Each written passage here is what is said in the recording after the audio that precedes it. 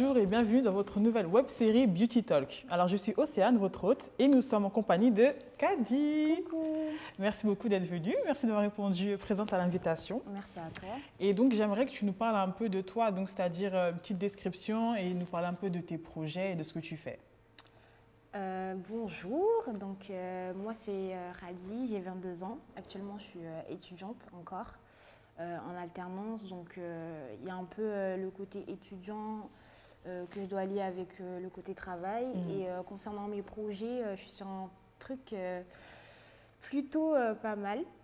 Donc j'ai créé une agence digitale en début d'année, en fin d'année 2022 qui accompagne les femmes noires à créer leurs projets. Waouh, c'est super! Et donc j'ai écrit un article il n'y a pas longtemps, l'été dernier, et justement ça parlait de la femme noire et ça s'appelait Black Beauty. Et donc cet article, j'ai parlé de la représentation de la femme noire qui manquait en fait dans les médias, surtout les médias français, comme on est en France, et surtout ouvrir cette conversation parce que je trouve que c'est encore assez étouffé et pas très mis en valeur en France comparé par exemple aux États-Unis ou alors au Royaume-Uni. Et donc je voulais avoir ton ressenti par rapport à ça. Est-ce que toi tu ressens ce manque de représentation? Oui, totalement. Être une femme noire, c'est dur. Être une femme noire en France, c'est encore plus difficile. On doit beaucoup se battre contre les clichés aussi. Il faut savoir qu'on est dans un pays quand même où je ne pense pas qu'on ait vraiment la chance d'avoir des médias qui nous mettent en avant. Donc c'est important aussi, nous, de pourquoi pas créer les nôtres et pas attendre que les médias qui existent déjà nous mettent en avant. Ouais, je suis tout à fait d'accord avec ça. Et est-ce que, par exemple, ce manque de représentation, ça t'a affecté dans ton acceptation de soi ou dans ta confiance ou comment tu peux te voir? Alors, il faut savoir que je n'ai jamais eu de mal à m'accepter. Je ne suis pas née en France et j'ai une autre vision de ce que c'est que la confiance en soi, l'estime de soi, etc. Grâce à mes parents. Mais je sais exactement de quoi tu parles parce que je suis entourée de mes amis. Je peux prendre un exemple assez proche. Mes amis, c'est des filles géniales, hein, incroyables, mais c'est vrai que ce manque de représentation en France des femmes noires, tu peux beaucoup le ressentir en fait à travers tes amis, à travers tes proches, les femmes que tu rencontres, que ça a pu affecter la vision qu'elles avaient d'elles-mêmes. Ouais, je vois ce que tu dis parce que même par exemple, on est là avec nos cheveux. Rien que ça, le fait qu'on ait nos cheveux naturels, on devient directement politique, bizarrement. Exactement. Alors que C'est fou, hein. dans d'autres endroits, exactement dans d'autres endroits, ce sont des cheveux, c'est une jolie coiffure. Mais nous, dès qu'on veut essayer de se rapprocher un peu plus de nos racines, je ne vais pas mettre des guillemets, mais vraiment nous rapprocher de nos racines, on devient politique, on veut affirmer le Black Power, alors que on veut juste être naturellement nous-mêmes, quoi. Oui, c'est vrai. Mon rapport avec mes cheveux, il est très simple, hein. J'ai les cheveux afro, une belle forme, hein. Mon père en a toujours pris soin depuis que je suis toute petite. Mais c'est vrai que je me suis rendu compte très tôt que c'était pas juste porter mes cheveux que je faisais. Et j'ai une anecdote, j'avais 17 ans. J'avais 17 ans, j'étais dans le métro et il y avait une petite fille noire, j'allais à la fac, j'avais mes cheveux et elle regarde sa maman et elle avait les yeux écarquillés comme si elle venait de voir un truc inédit. Et en même temps, j'étais heureuse de me dire, bah, sors avec tes cheveux plus souvent en fait. C'est même pas un choix, c'est vraiment important que tu le fasses parce que j'ai vu que l'impact que ça faisait juste de voir une femme noire avec son afro. Mais en même temps, ça m'a rendu hyper triste. Ça m'a rendu hyper triste parce que j'ai toujours assumé mes cheveux. J'ai jamais eu ce complexe-là de me dire, on a tous connu l'époque des frisages. Oui, ça. Dieu merci, j'ai menacé ma mère pour qu'elle ne me mette jamais ce produit dans mes cheveux. Mais on a tous connu cette époque-là. Mes petites sœurs, elles le connaissent. Je me bats tous les jours contre ma petite sœur qui me dit bah non, je peux pas parce que mes copines, elles n'ont pas les mêmes cheveux que moi et tout. C'est dur. Mais moi, par exemple, je sais que quand je sors avec mon afro, je ne suis pas juste une femme qui est sortie. Je suis une femme qui sort, qui veut se battre, qui a presque une pancarte « Vive les Noirs », tu vois. Exactement. C'est des choses qu'on vit au quotidien et c'est important de faire des petites actions pour les changer aussi. Je suis tout à fait d'accord avec toi. Et c'est un long chemin mais je commence à voir aussi comment il y a de plus en plus de femmes au naturel et puis C'est vrai. comment on est de plus en plus apprécié par ça. Un peu trop tard pour certains, mais voilà. Bref, En tout cas,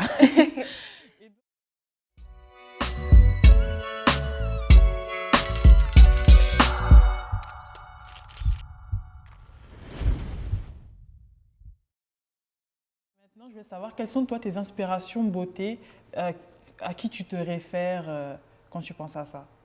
mes inspirations beauté. Moi, je m'inspire beaucoup des femmes de mon ethnie. Donc, Mhm. je suis sénégalaise et j'ai toujours aimé la manière dont les femmes peulent. Donc, je suis peul. Elles s'apprêtaient, elles prenaient soin de leur peau et tout. Je viens du côté du Sénégal Ok. où on n'a pas besoin d'être clair pour être jolie. J'ai eu beaucoup de Ok. chance parce que voilà, on a quand même cette culture très coloriste dans mes deux pays. Donc, je suis aussi mauritanienne, donc là, c'est encore pire. Et je viens du côté où on essaie vraiment de prendre soin de sa mélanine et tout. Et j'ai vu qu'avec des femmes qui faisaient un petit peu la guerre aux crèmes éclaircissantes, qui prenaient du beurre de karité pour qu'on voit encore plus leur couleur noire et tout, Ouais. etc. Donc je me suis toujours inspirée de ça. Et sinon, j'aime beaucoup regarder les filles noires sur YouTube. C'est vraiment... Enfin, on n'est pas assez représenté, mais le peu de représentation qu'on a, c'est super important. Il y a une femme qui m'inspire beaucoup dans sa façon de faire parce que depuis que je suis toute jeune, je regarde ses vidéos YouTube et elle a toujours fait des choses pour qu'on puisse assumer nos cheveux, nos couleurs et surtout qu'on retrouve notre féminité noire. Ouais. Quelque chose qui est très, très controversé, mais du coup, c'est Tiny and Brown. Je ne sais pas si tu vois qui c'est. Je vois très bien qui c'est, C'est oui. une Ghanéenne sur YouTube. Ouais. Elle m'a toujours inspiré. Depuis que je regarde YouTube, je me rappelle que j'ai toujours regardé ses vidéos. Elle faisait des vidéos sur comment prendre soin de sa peau quand on est noir et tout, etc. Bah, c'est des choses qui font plaisir en fait. Et voilà, je me suis jamais inspirée de quelqu'un d'autre qui me ressemblait pas. Ouais, ça c'est super, c'est génial. Justement, tu as parlé de féminité noire et je voulais savoir maintenant, toi, qu'est-ce que ça t'évoque quand tu dis féminité noire? Quelle est la définition que tu pourrais donner? La féminité noire, pour moi, c'est... Alors, C'est vaste. c'est vaste, c'est vrai. En fait, la féminité noire, pour moi, je le vois d'abord comme quelque chose de super puissant, tu vois. Une aura qui te prend, qui te... Mais je dirais aussi que c'est quelque chose qui... C'est un long chemin pour y arriver. Exactement, C'est quelque ouais. chose de très sensuel, de très recherché, mais on ne sait pas trop par où commencer pour y aller. Oui, c'est vrai, parce que j'ai remarqué souvent les stéréotypes qu'on nous donne, c'est que soit on est hyper sexualisé, ou alors c'est tout à fait le contraire. Et je trouve que maintenant, cette féminité noire se place un peu, c'est un peu entre les deux, et c'est ce juste milieu-là qu'on essaie d'avoir C'est ça. pour certaines, mais ça reste quand même assez compliqué parce qu'il y a des stéréotypes qui sont vraiment très forts, très ancrés. Et aller à l'encontre de ça, c'est qu'on veut être vraiment contre le mouvement. Et quand tu veux essayer de t'exprimer un peu, peut-être comme je vais prendre en exemple des Américaines parce qu'elles sont très expressives, Oui. la façon d'être, la façon de s'habiller et de s'exprimer. Et en France, on veut être un peu plus modeste. Maintenant, trouver le juste milieu, c'est ça. Et je trouve on a encore du mal à le faire, mais je vois qu'on essaye de le faire. Et c'est ça qui est intéressant. C'est vrai que, tu vois, en fait, les stéréotypes sont tellement ancrés. Le fait que, voilà, dès qu'une femme noire, elle met une robe moulante, ça y est, c'est fini, elle veut provoquer, Voilà. des trucs comme ça. Alors que, tu vois, au fond, la féminité noire, pour moi, c'est essayer de comprendre son corps pour faire en sorte de vraiment se trouver attirante, déjà pour soi. Et c'est très, très compliqué parce qu'on doit se battre déjà contre beaucoup de clichés, comme tu l'as dit. On est souvent sexualisé, je suis modèle photo, on me demande souvent si je peux faire des photos pour représenter la femme noire, c'est-à-dire faire des photos nues avec plein d'huile dessus pour qu'on voit bien ma mélanine, tu vois, et je trouve ça pas normal. Et en même temps, la féminité noire, pour moi, c'est pas juste quelque chose de sexy, tu vois. Parce que je connais des femmes qui arrivent vraiment à justement trouver ce juste milieu et tu n'as pas forcément besoin de l'exprimer à travers les vêtements. Tu peux l'exprimer à travers le développement personnel, la manière dont tu vas le faire, comment prendre soin de toi, comment faire en sorte d'être toujours féminine, d'avoir ce petit truc-là. Et ça passe pas forcément par la beauté, tu vois. Donc voilà, c'est soit tu es trop sexy, tu es trop vulgaire et ça va très vite de ce côté. Ouais. Ou soit tu te caches, tu es une femme noire qui est complexée. C'est très ouais, exactement. Ou alors tu es moche, tu n'es pas assez bien. Et souvent, après, ce qu'on voit, c'est ce genre de critique, ça vient de nous, chez nous, en fait. C'est ça aussi. Ça, c'est un autre problème, je pense, c'est un autre débat. C'est ça. Hein, c'est que des fois aussi, entre nous, il y a vraiment des désaccords et ils implantent eux-mêmes les stéréotypes. Donc maintenant, j'aimerais passer sur ta carrière, parce qu'on peut dire ça maintenant, créatrice de contenu, mais bien sûr, hein, je vous invite à aller voir ces vidéos parce que franchement, il y a beaucoup de créativité, j'aime beaucoup, moi j'adore. Merci. Et récemment, ça fait il y a quelques années, il y a cette polémique sur les créateurs noirs qui n'ont pas beaucoup, qui ont moins de visibilité, qui sont moins bien payés, rémunérés et qui ont du mal à se faire autant voir que les créateurs blancs. Est-ce que toi, tu ressens ça? Actuellement, je ne le ressens pas forcément parce que je pense que je viens juste de débuter. Donc, je ne sais pas vraiment… je ne pourrais pas témoigner moi-même de ça. Mais si c'est vraiment vrai, et je pense que c'est vrai, parce que ça peut se voir. Hein. Il suffit que tu vois des militantes noires, leur vue, elle mérite plus, tu vois. Exactement. Elle mérite beaucoup plus. Et tu te dis, bah, c'est triste en fait. C'est triste. Et j'espère vraiment qu'il y a une vraie raison, et c'est pas juste notre couleur de peau, parce que ça serait scandaleux. S'il y a bien un endroit et une façon de s'exprimer, c'est la vidéo, la photo, etc. Donc si même cet espace-là, il y a encore des cases qui sont mises, ah elle est noire donc on va mettre moins. Enfin je veux dire, rien que le fait de le dire à haute voix, c'est un truc de fou quoi. Exactement. Tu te dis qu'il y a un algorithme qui peut se dire, ah bah cette personne est noire, je vais moins la mettre en avant. Ouais. C'est des trucs qui peuvent paraître fous, mais je pense que c'est vraiment vrai et je sais pas quoi dire. En fait, de toute façon, en vrai, je te le dis parce que je pense que tu sais ce que c'est, on doit toujours se battre 10 fois plus. Ça c'est ma mère m'a toujours dit ça, tu dois faire 2 fois plus que les autres pour atteindre juste le même niveau. Le même niveau. Exactement. Et donc, tu as dit que justement, tu as ouvert ton agence à toi. Est-ce que tu pourrais nous en dire un peu plus? Qu'est-ce qui t'a inspiré? Comment tu l'as créée? Alors, mon agence s'appelle Morning Copy. Donc, c'est une agence qui se veut vraiment être une safe place pour la femme, en particulier la femme noire. C'est une agence créative digitale qui se fonde surtout sur la sororité, sur le fait de s'entraider entre femmes.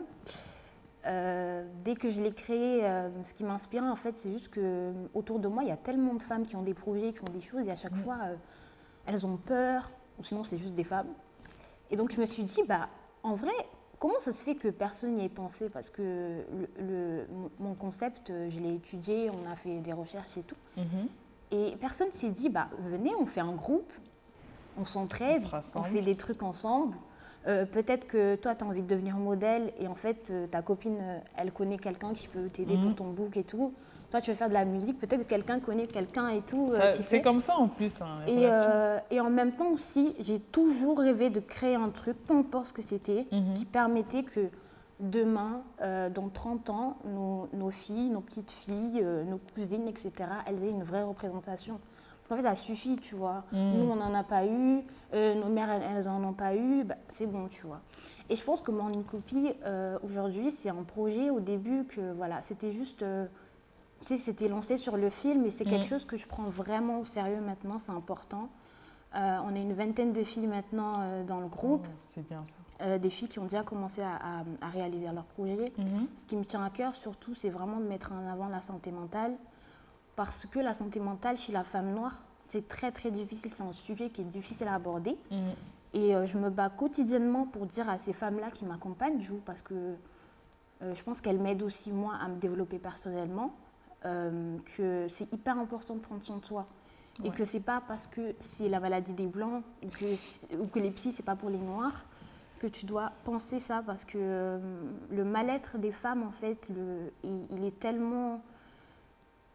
Il peut vraiment te prendre tout ce que tu as, te prendre tes rêves. Et donc, c'est une agence, en plus de faire plein de choses fun, hein, on fait des photos, on fait des vidéos, on se retrouve, on essaie de créer des événements entre nous. il y a aussi cette partie-là où on se pose et on se dit, OK, là, on ne va pas bien, comment on va faire pour aller mieux, etc. Qu'est-ce qu'on peut mettre en avant? Ça se développe petit à petit. Je sais que la seule chose qui pourra vraiment faire avancer l'agence, c'est que les femmes y croient, tu vois. Depuis le début, au début, on était 20 abonnés. Là, on est bientôt 500 abonnés. On essaye de créer des petites choses et tout, etc. Et je me suis vraiment rendu compte que ce qui fait que l'agence, elle continue à grandir, c'est le fait que les gens y croient et c'est important, en fait. Donc, je suis super heureuse de ce projet et j'espère vraiment qu'il va encore plus grandir dans les mois à venir, je l'espère. Si, mais oui. Franchement, c'est un projet incroyable et très admirable. Et je pense qu'on ne va pas arrêter de parler de toi. Voilà. Non, oui, non, je sens bien. Voilà. Merci beaucoup. Ouais. Donc, merci à toi. L'interview prend sa fin. Merci beaucoup. C'était un plaisir et rendez-vous au prochain épisode. Salut.